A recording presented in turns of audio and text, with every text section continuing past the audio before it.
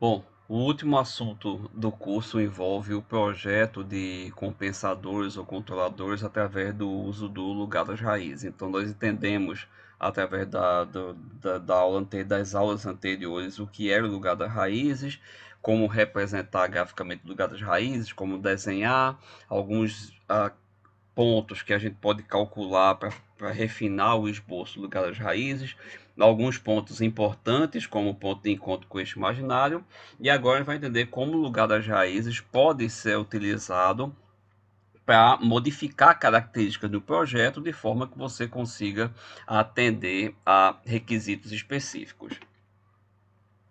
Então, primeiro vamos relembrar alguns aspectos do sistema subamortecido de segunda ordem. Obviamente que tudo que a gente vai discutir aqui vale para sistema de qualquer ordem, mas como algumas contas elas são definidas apenas para sistema de segunda ordem, então a gente vai utilizar esses sistemas como exemplos mais específicos de alguns casos, tá?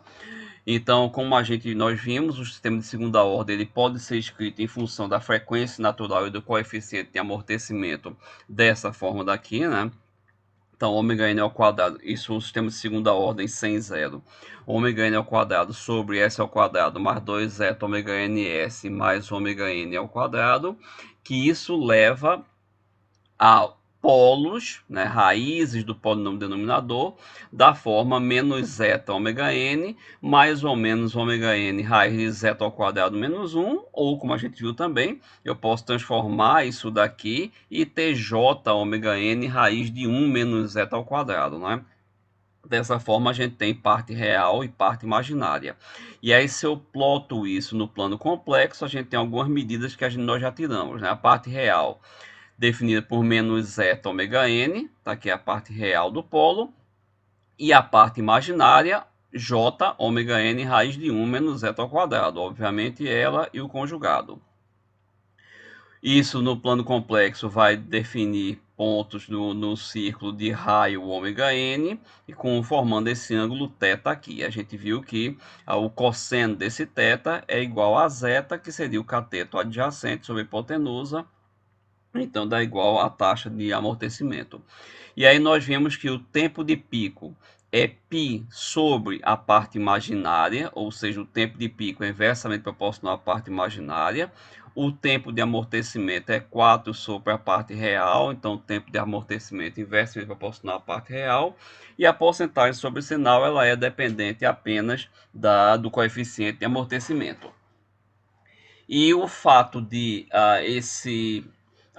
esse ângulo está relacionado com o coeficiente de amortecimento, né, leva aqui a pontos que estão nessa mesma reta, ou seja, possuem a mesma angulação θ, leva a gráfico, né, a resposta no tempo que tem exatamente a mesma porcentagem sobre sinal. Da mesma forma, em relação à taxa de amortecimento, né, novamente considerando os polos na forma menos zeta ômega n mais ou menos ômega n raiz de zeta ao quadrado menos 1, nós temos que, se zeta for maior do que 1, então zeta maior do que 1, os polos são reais e negativos. Se zeta igual a 1, os polos são iguais, negativos e reais, né, então S igual a menos ômega n. Eu vou zerar isso daqui, né? Então, se zeta igual a 1, isso aqui, esse valor zera. E os polos vão ser reais, iguais, negativos, que é menos zeta ômega n. O zeta é igual a 1 e o ômega n sempre positivo. Então, isso aqui vai dar um valor, os polos vão ser em menos ômega n. Se zeta está entre 0 e 1, os polos são complexos com parte real menor do que 0. Se zeta é igual a 0, eu tenho que S é mais ou menos J ômega n, né? Zeta igual a 0 vai zerar essa porcentagem, aqui fica 0, então fica raiz de menos 1, que é J. E se zeta for menor do que 0, os polos estão no semiplano direito. Vai levar o valor real vai passar a ser positivo, porque eu tenho zeta menor do que zero, então esse valor passa a ser positivo. O ômega n sempre é positivo, então a minha localização vai estar aqui no semiplano direito.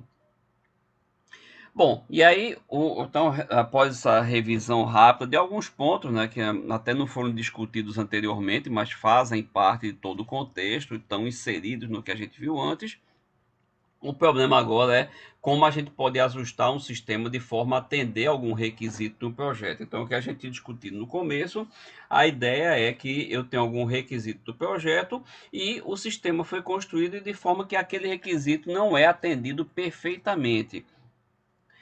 Normalmente o que acontece é que o projeto é bem feito, então em geral você tem alguma pequena diferença do que foi solicitado, mas o que foi solicitado deve ser atendido da melhor forma possível.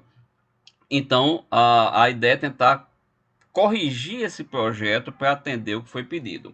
E aí, primeiro, considere que o sistema é estável, tá? Se eu tinha dito antes também, sistema instável não tem o que se tratar em termos de resposta transiente ou erro de estado estacionário. Então, você tem que considerar que o sistema é estável. O que pode sofrer alteração são os erros do estado estacionário e a resposta intransiente, que corresponderia ao tempo de pico, tempo de acomodação, tempo de subida e porcentagem sobre o sinal. E aí, nesses casos, mudar o ganho apenas não traz os resultados esperados, né?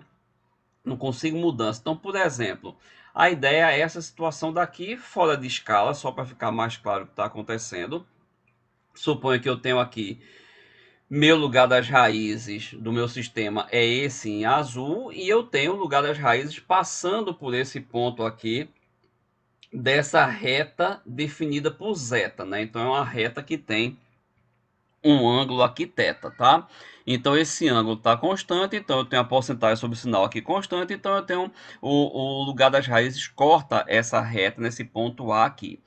Mas eu preciso alguma característica do projeto faz com que só vai ser atendida se a reta passar pelo ponto B. Por exemplo, eu quero uma mudança de TP e TS. Como eles são inversamente proporcionais à parte real e à parte imaginária, posso ter que precisar tocar nesse ponto daqui para que eu atenda esse requisito de projeto. E aí, o que fazer? Então, eu precisaria modificar totalmente o meu sistema para que ele passasse pelo ponto B, ou modificar o meu lugar das raízes de forma a puxar ele para que ele viesse a tocar esse ponto B daqui, tá certo? Então, essa é a situação. E aí, como eu disse antes aqui, para ficar bem mais claro isso ainda, mudar o ganho não afeta nada, não vai modificar o seu sistema. Lembre que o que é o lugar das raízes? O lugar das raízes ele apresenta todos os polos que você tem no sistema para todos os ganhos possíveis de zero até infinito. Então, se eu plotar, eu coloquei aqui o ganho igual a 1, então se eu plotar esse lugar das raízes para esse sistema daqui com K igual a 1, está aqui a figura. Se eu ploto com K igual a 10, então está aqui o 10 multiplicando o sistema, está aqui exatamente a mesma figura, porque o lugar das raízes já trata esse ganho K igual a 10. Tá? Então vejam que até em escala nos valores que eu tenho aqui das coordenadas, o gráfico é exatamente o mesmo, que o lugar das raízes já trata isso. Então, isso quer dizer o que eu falei antes, tá? Que mudar o ganho não vai afetar o lugar das raízes. Tá? Então, por exemplo, se eu quero mudar o sistema em relação ao erro de estado estacionário, passar um sistema de tipo 0 para tipo 1. Então, eu tenho esse sistema daqui que não tem integrador, e eu quero passar ele para tipo 1. Então, a gente precisa acrescentar um integrador no sistema, né? Pelo menos um integrador no sistema. Então, se eu acrescento o integrador no sistema, ele passa a ser do tipo 1, mas veja o que aconteceu com o lugar das raízes. O lugar das raízes modificou completamente. Então, isso é o que a gente também não desejaria que acontecesse, simplesmente porque tudo que você calculou para esse lugar das raízes, como por exemplo, ponto de encontro com o eixo imaginário, veja que aqui está mais ou menos em 4, tá? A gente calculou antes o 3,9. Aqui esse ponto está completamente diferente, ele está aqui próximo de 2. Então mudou muito o lugar das raízes e todas as contas que foram feitas antes devem ser feitas novamente. Então a ideia é que o sistema, essa é a ideia, a gente vai acrescentar um novo bloco aqui para atender o requisito. O requisito é que o sistema fosse do tipo 1, tá? Ou seja, ele tivesse um erro constante para uma entrada rampa. Agora eu quero, então eu atendi esse requisito, só que eu quero que o lugar das raízes não seja tão modificado. Então, aqui nesse caso, foi acrescentado integrador, 1 sobre S, mas eu acrescentei também um zero em -3. Então, o resultado que eu tenho para o lugar das raízes é o mesmo sistema anterior.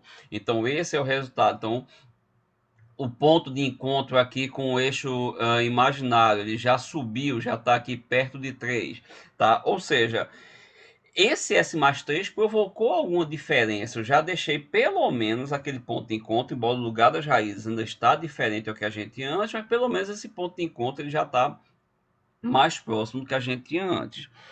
Tá? Então, e aí veja o que é que vai acontecendo à medida que a gente vai nesse mesmo sistema acrescentando polos ou zeros, tá? Então, à medida que eu acrescento polos, então tá aqui o meu sistema original, aliás, é um outro sistema, esse sistema daqui eu tenho polos, é o mesmo, polos em -2, -4 e zeros em 2 mais ou menos J, 4J. Então aqui eu acrescentei um polo em -1, um polo em -3, um polo em -5. Então veja o que é que está acontecendo com o lugar das raízes. Então, observe aqui nos eixos, tá? As mudanças que estão tendo no lugar das raízes. Tá? Enquanto no -1 eu tinha um lugar das raízes mais ou menos aqui, né? Por volta de 1,6, alguma coisa, 1,5, qualquer coisa assim. Então, quando eu acrescentei os polo em -3, esse ponto de encontro já foi aqui para perto de -2. Aqui ele já passou um pouquinho de -2, o -5. Então, a inclusão do polo tende a puxar o lugar das raízes para a direita. Então, puxa um pouquinho essa região em relação ao sistema original, tendendo a diminuir a região de estabilidade, tá? Então, eu passo a ter, veja que cresce um pouco mais aqui, eu estou puxando ele mais, eu passo a ter uma menor região de estabilidade. Já na hora que eu acrescento os zeros, eu tendo a puxar o lugar das raízes mais para a esquerda, ter uma região maior de ter mais pontos, mais polos no semiplano direito. Daqui eu estou puxando ele para a esquerda, né? Aumenta a região de estabilidade. Então, a ideia, né? Aqui naquele exemplo da gente ter eu tenho o lugar das raízes passando no ponto A e quero que passe pelo ponto B. Então, o que é que eu posso fazer? Mudo completamente o sistema, ou ao invés disso eu vou tentar compensar o sistema. Então, os compensadores vão ser esses elementos que vão buscar modificar o seu sistema para que ele passe a atender determinados requisitos de projeto.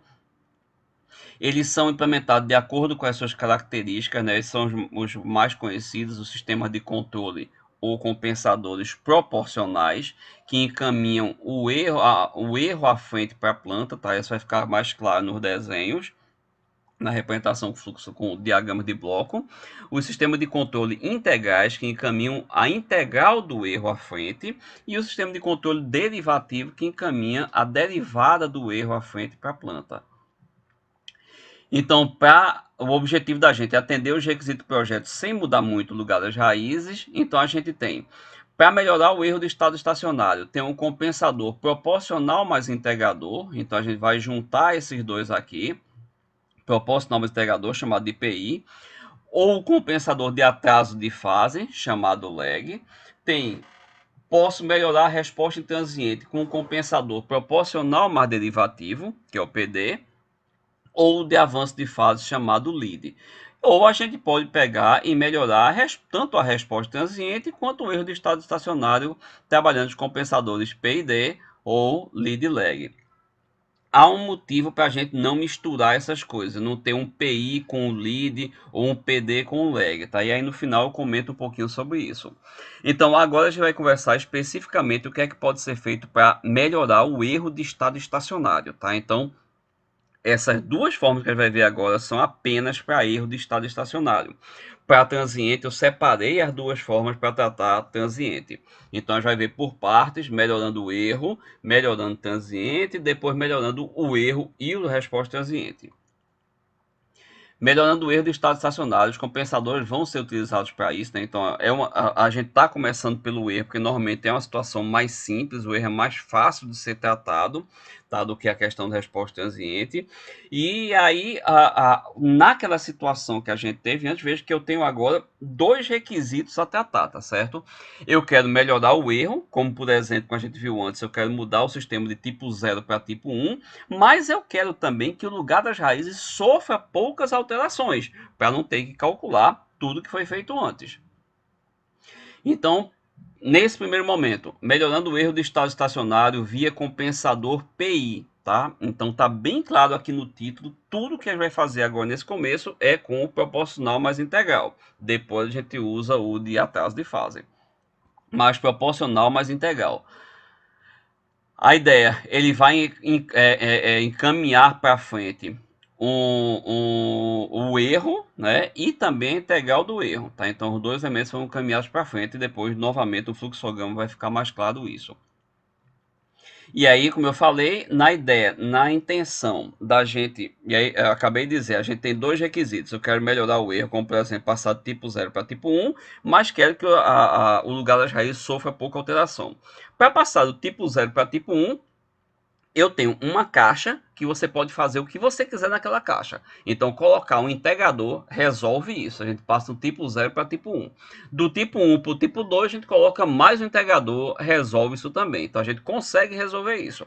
Mas ter poucas modificações no lugar das raízes vai exigir alguma coisa a mais do que simplesmente acrescentar um integrador. A gente viu no exemplo anterior que só colocar um integrador provocou muitas mudanças no lugar das raízes. Então, a ideia, né? O sistema a seguir está operando transiente, adequado, gerando os polos de malha fechada, né, em A. Então, está aqui, o meu lugar das raízes está passando por esse ponto aqui no meu sistema. Esse é o sistema original, tá certo? Então, está aqui o lugar das raízes. Na hora que eu acrescento um compensador do tipo integrador, então acrescentei 1 sobre S, meu lugar das raízes mudou completamente. Lembrando que acrescentar um integrador quer dizer o quê? Quer dizer que eu estou acrescentando um polo na origem. Então, esse integrador daqui corresponde exatamente a eu ter um novo polo no meu sistema que está localizado na origem. Então, modifica completamente. Veja que, na verdade, passa a ser até, em termos de eixo real, o complemento do que a gente tinha antes. Se você olhar somente para o eixo real, antes, entre esse segmento daqui faz parte do lugar das raízes, esse faz parte do lugar das raízes. Esses dois, esse entre a origem e esse θ3 aqui, não fazem parte do lugar das raízes. θ3 é o ângulo, mas só para legendar aqui esse segmento, tá certo? Na hora que eu acrescentei um polo na origem, ficou o contrário. Esse segmento que não fazia parte agora faz parte, esse segmento que não fazia parte agora faz parte. Enquanto esses dois que faziam parte agora não fazem mais parte do lugar das raízes. Então mudou completamente o meu lugar das raízes, tá?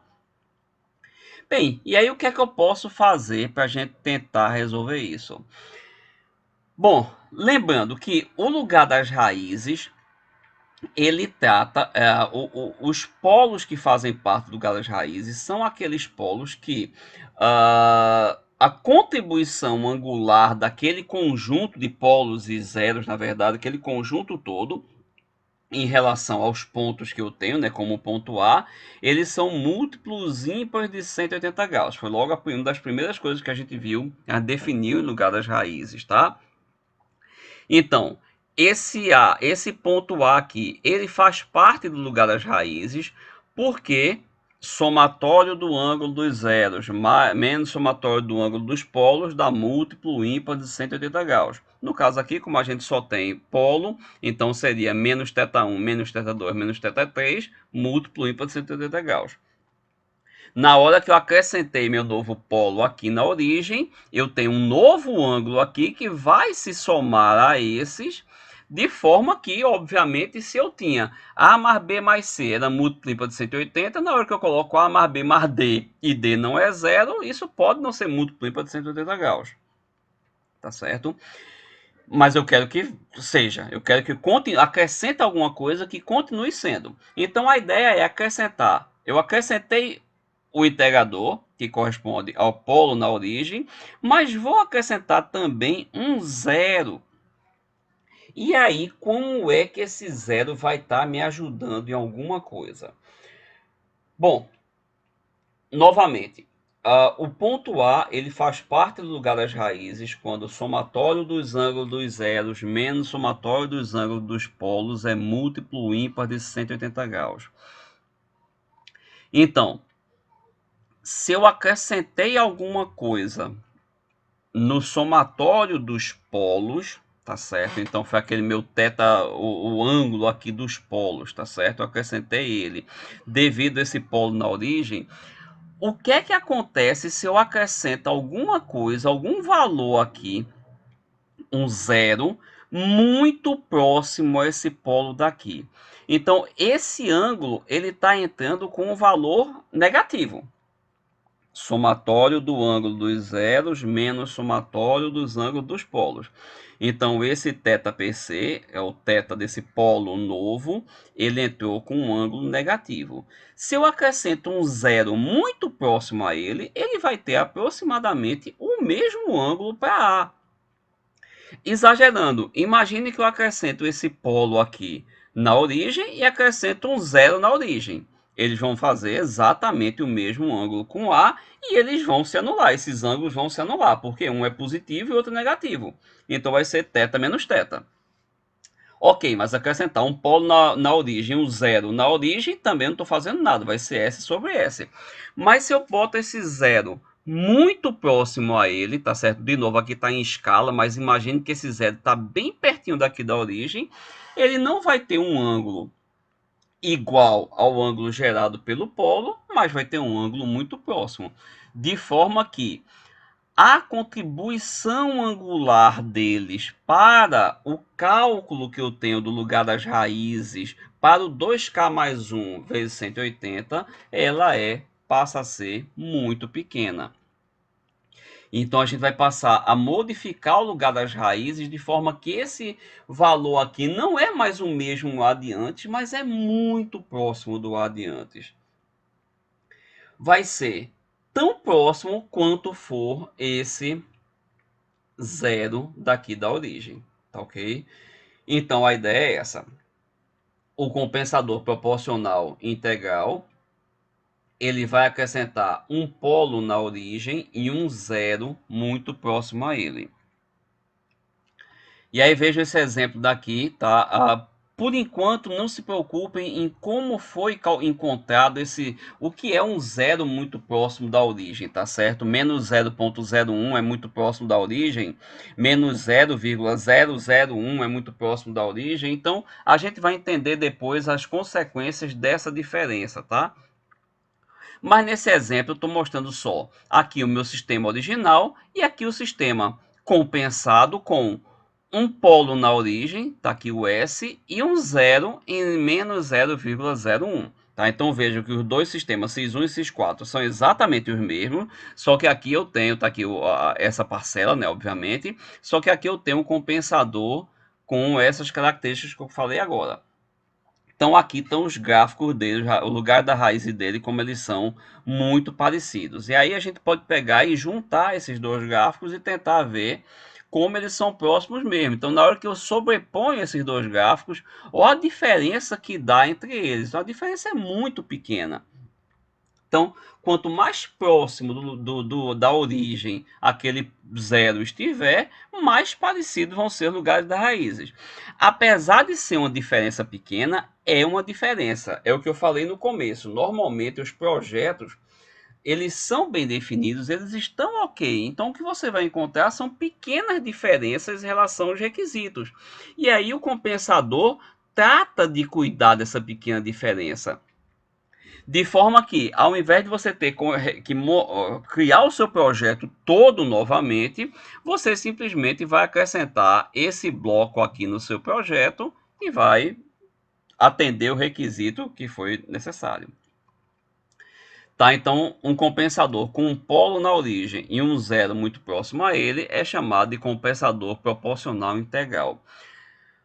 Obviamente, esse zero muito próximo, ele poderia estar no semiplano direito ou no semiplano esquerdo, mas observe que se eu acrescento o zero no semiplano esquerdo, a gente vai, no semiplano direito, desculpe, no semiplano direito, eu vou estar criando aqui uma região que eu tenho polos que vão provocar instabilidade no sistema. Tá? Então, o melhor é você colocar o zero no semiplano esquerdo para garantir uma região ali a mais de estabilidade. Então, a gente consegue com isso a modificar o erro de estado estacionário sem modificar muito o lugar das raízes. Sem modificar muito o lugar das raízes quer dizer sem afetar muito a resposta transiente. O seu desenho fica praticamente o mesmo. Então, o que a gente fez foi o quê? Eu tenho um compensador proporcional. Lembra que a ideia é que o erro encaminhado para frente, encaminho para frente uma proporção do erro e uma integração do erro. Então eu tenho uma componente proporcional, uma componente integral que são somadas, que é o que a gente fez antes, tá certo? Eu só muda a cara para a gente atender a definição. Então eu tenho aqui K1 mais K2 sobre S, que na verdade eu posso escrever como K1 sobre S mais K2 sobre K1 sobre S. Então a gente tem aqui só uma relação entre esses ganhos para a gente poder projetar realmente esses dois compensadores. Mas aqui eu posso ter, no exemplo anterior, K2 igual a 0,1, K1 igual a 10. Então, eu vou ter 10 vezes S mais 0,1 sobre 10. Então, o 1 aqui, K1 igual a 1, para ficar mais correto, né? Então, K1 igual a 1, S mais 0, K2 igual a 0,01 dividido por 1. Então, a gente atende aí a construção do compensador. Tá? Essa forma é só porque a gente depois parte para a construção mesmo física dos elementos, aí eu preciso que eles estejam estruturados dessa forma para a gente poder transformar isso num circuito. E aí, então, nesse exemplo, veja o que acontece, tá certo? Dado o sistema abaixo, então esse é o sistema original, operando com taxa de amortecimento de 0,174, que é o zeta, mostre que a adição de um compensador integral ideal reduz o erro de estado estacionário a zero para uma entrada degrau, sem afetar muito a resposta em transiente. Então aí é exatamente o que a gente fez antes, só que aí tem a preocupação de não afetar muito a resposta em transiente. Que, como eu falei agora, significa exatamente você não mudar muito o lugar das raízes. Veja que, e aí vem o que eu tinha dito no começo, se a questão fosse simplesmente reduzir o erro estacionário a zero para uma entrada legal, era acrescentar um integrador. Mas sem afetar muito a resposta transiente, é que exige que a gente mantenha o lugar das raízes próximo ao original. Então, para isso, foi acrescentado um compensador ao meu sistema, com 0 e menos 0,1 e o polo na origem. De novo, não se preocupem em por que esse zero está em 0,1, tá? Se é 0, menos 0,1, tá? A gente depois, quando a gente for tratar de mudanças de erro do estado estacionário e resposta transiente, a gente vai entender as consequências desse zero aqui, né, em qualquer que seja a posição, o que é que isso modifica no seu sistema, tá? Então, por enquanto, aceitem só nessa posição, considerando o que a gente sabe. Eu tenho o meu polo na origem e o zero próximo a ele. Essa é a condição, essa é o ponto principal. Então, o que é que a gente vai ter que fazer? E aí, veja, a gente precisa analisar o sistema completamente para entender como é que o sistema está se comportando e depois poder fazer as modificações, tá? Então, foi dado que a taxa de amortecimento é 0,174. Vou aqui para o gráfico, depois eu volto para lá. Essa taxa de amortecimento, ela implica o quê? Eu tenho aqui a taxa de amortecimento, essa reta, que o cosseno desse ângulo é igual a zeta. Se o cosseno desse ângulo é igual a zeta, eu consigo calcular esse ângulo daqui. Então, esse ângulo é 79,98. Ou seja, esse outro pedaço é 100,02, tá? Eu preciso desse outro pedaço, que se eu tratar isso como um vetor, eu vou precisar desse ponto aqui, que é o ponto de encontro dessa reta definida por zeta, com o meu lugar das raízes, tá? Então, eu calculei aí, sim, e é importante, a gente tem, no meu sistema original, eu tenho os polos em menos 1, menos 2, menos 10. Então, eu estou aproximando para um sistema de segunda ordem, considerando que o menos 10 está muito afastado de menos 1 e menos 2. Então, é uma aproximação para a segunda ordem, por isso eu posso utilizar que o cosseno de θ é igual a zeta. Eu preciso encontrar esse ponto de encontro, eu preciso calcular esse ponto de encontro da reta definida por zeta com o lugar das raízes. Esse ponto de encontro é chamado de polo dominante. Tanto esse valor quanto o ganho do lugar das raízes nesse valor, eles em geral só podem ser calculados por computador, tá certo? É a forma mais simples. Existe uma situação, algumas situações, alguns casos especiais dá para você calcular, vou mostrar um pouco mais para frente, mas em geral precisa de recursos computacionais para calcular isso. Então, nesse caso daqui, esse ponto é menos 0,694 mais J 3,926, tá? É o que eu digo aqui, tá certo? Então eu preciso encontrar esse ponto de encontro. Esses são chamados polos dominantes ou polo dominante só, que nesse caso é um só, tá? E aí eu consigo calcular o ganho nesse polo dominante. Lembre, o ganho é 1 sobre GH. GH para mim é 1 sobre S mais 1, S mais 2, S mais 10. Tudo que a gente está calculando agora é para o sistema sem compensação. Então eu vou trabalhar com o sistema sem compensação. Por que, que eu estou fazendo isso tudo nele? Porque eu não sei quanto é o erro do estado estacionário dele. Então eu preciso calcular esse erro. Então no sistema sem compensação, GH é 1 sobre S mais 2 sobre S mais 1 vezes S mais 2 vezes S mais 10.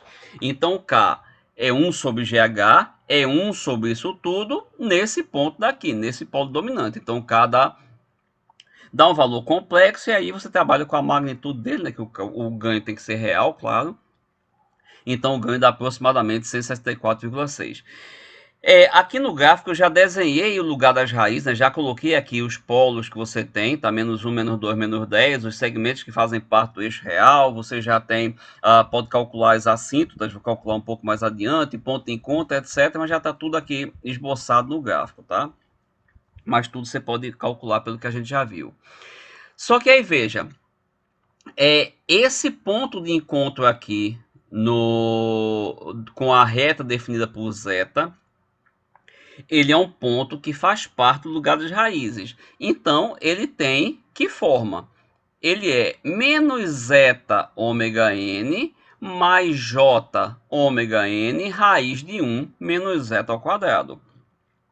Se nesse ponto zeta é 0,174, então eu consigo calcular quem é ômega n.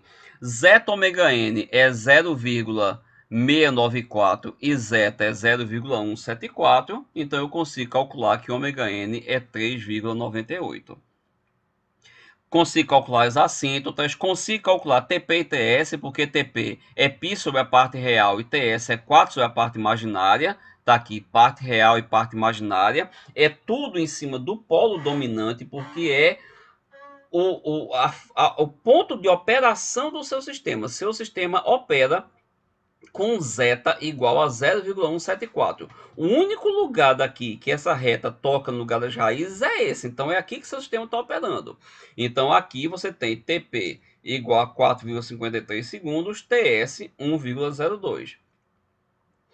Posso calcular o ponto de partida e chegada do lugar das raízes, né, no eixo real. A gente já viu como fazer isso também. Então, fiz através de derivada, igualei a zero, encontrei as duas soluções para o polinômio. Esse ponto daqui não faz parte do lugar das raízes, esse faz parte, está entre dois polos, então é um ponto de saída, como a gente viu na aula passada.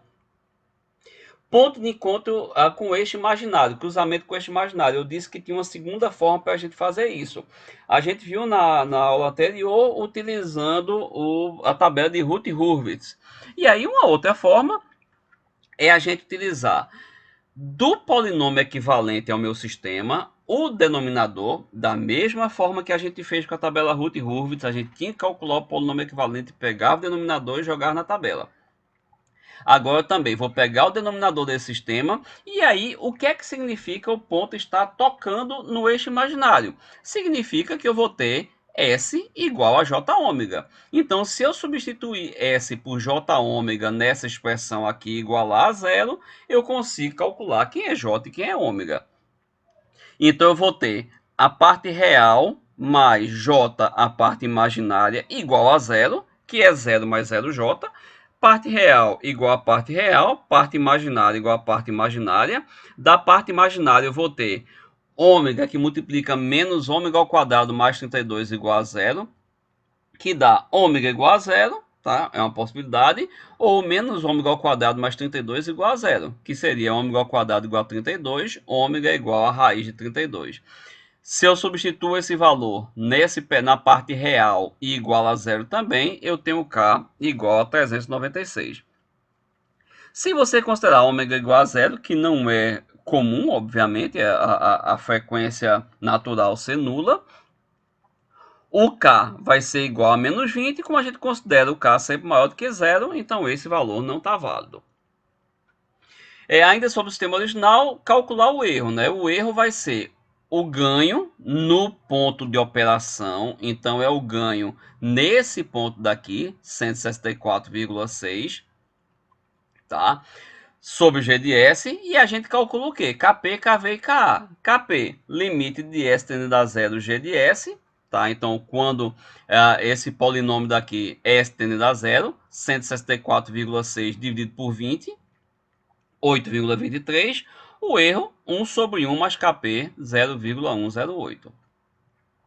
Bom, e agora, então está feito, né? Então o que estava solicitando na questão era reduzir o erro de estado estacionário a zero para uma entrada legal. Meu erro para entrada legal não é zero, sem afetar muito a resposta transiente. Então vejam só, nós precisamos calcular esse ponto de operação, para nesse ponto de operação ter parte real, parte imaginária, ter ganho. Da parte real e da parte imaginária, a gente calcula TP e TS, que é poder, qualquer modificação que eu faça depois, eu tenho que comparar com esse TP e TS para garantir que o transiente não foi muito alterado.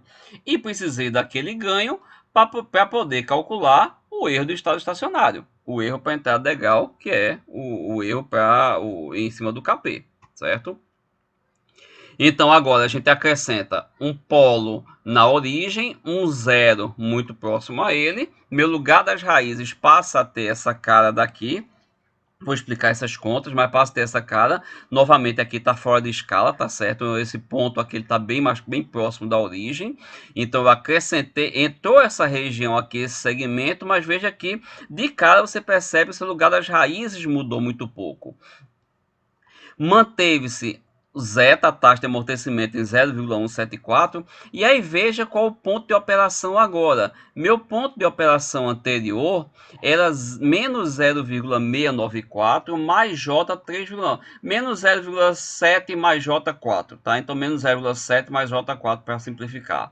Aqui eu tenho menos 0,67 mais J 3,8. Então houve uma mudança muito pequena no meu no polo dominante, no ponto de operação. Com o ganho, onde antes era 164,4, agora passou para 158,2. Então a gente precisa calcular, tudo foi calculado novamente, tá certo? Aqui está o ganho no polo dominante, que é, da mesma forma, K é 1 sobre GH. GH agora com o compensador, então tem que ter o compensador no novo polo dominante, então eu acho aqui que através da magnitude o valor do ganho. TP e TS calculados em cima da parte real e imaginária da mesma forma que a gente fez antes. Então, TP, π sobre a parte real, TS, 4 sobre a parte imaginária, mesma forma que foi feito antes. Então, está aqui os valores. E aí, novamente, TP era 4,63 agora. Antes era 4,53. Então, houve uma mudança pequena. TS era 1,02, agora o TS é 1,04. Certo? Então mudou muito pouco. Já no que eu acrescentei o integrador, o sistema passa a ser do tipo 1. Se ele passa a ser do tipo 1, o erro para entrada legal é zero. Então eu atendi o requisito. Mas eu calculei aqui também o KV passa a ser 0,79 e o erro para entrada rampa é 1 sobre KV, 1,26. Então esse é meu novo sistema, atendendo o requisito de o erro para entrada legal ser zero e com pouca mudança na resposta transiente. Tá? Então esse é o resultado do compensador PI. E aí se a gente olha aqui no gráfico, tá? Em azul eu tenho um sistema não compensado, e em vermelho eu tenho um sistema compensado. Tá aqui a resposta dele a um degrau, tá? Então veja que há que é o que eu estava, a modificação era em cima da resposta ao degrau. Então veja como o erro aqui está se aproximando muito de zero, né? Na medida que tende para infinito. E aí, um outro compensador seria o compensador de atraso de fase, que aí a gente pode utilizar a mesma ideia do compensador PI. Veja que o ponto principal do compensador PI não é ter o polo na origem, é que a gente acrescentou um polo e um zero que tem uma contribuição angular pequena para o lugar das raízes.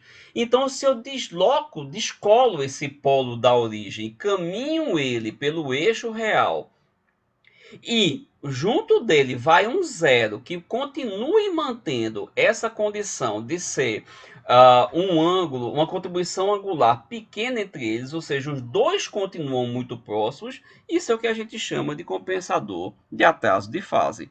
Então a gente tem um polo não mais na origem, mas eu tenho polos e zeros muito próximos, tá certo?